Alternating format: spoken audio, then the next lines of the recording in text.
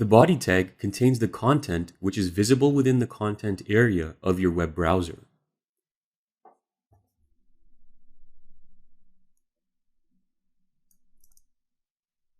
It contains things like text, hyperlinks, images, tables, lists, and any other visible elements.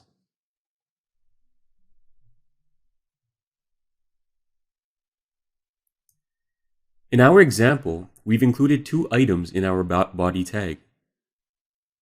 The first is just basic text.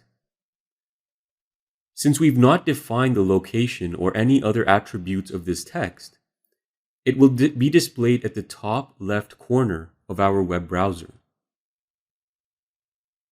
We also haven't specified the font face, but if you recall, we did specify the default font color as red in our cascading style sheet.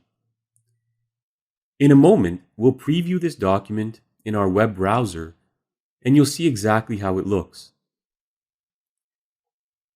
After the basic text content, we have a form element, the text field. We won't be covering form elements just yet, but this example demonstrates how we call a JavaScript function named myFunction to convert the input text from lowercase to capitals.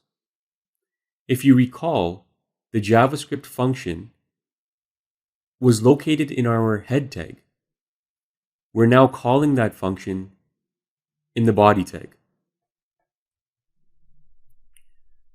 Let's preview the file again so we can see how this all comes together in our web browser.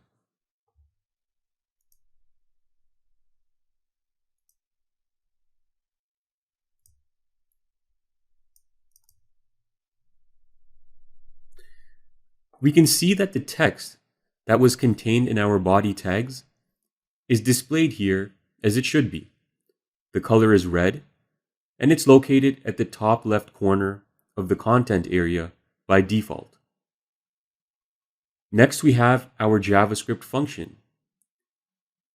To see how it works, type your name into the text field in lowercase letters and click anywhere on the screen to activate the script.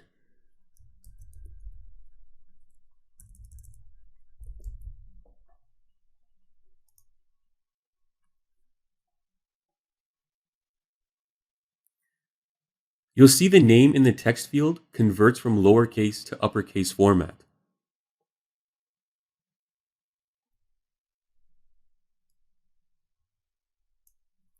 And that's it. Once we've closed the body tag, all that remains is our closing HTML tag to complete the entire HTML document. This is the basic structure of an HTML page.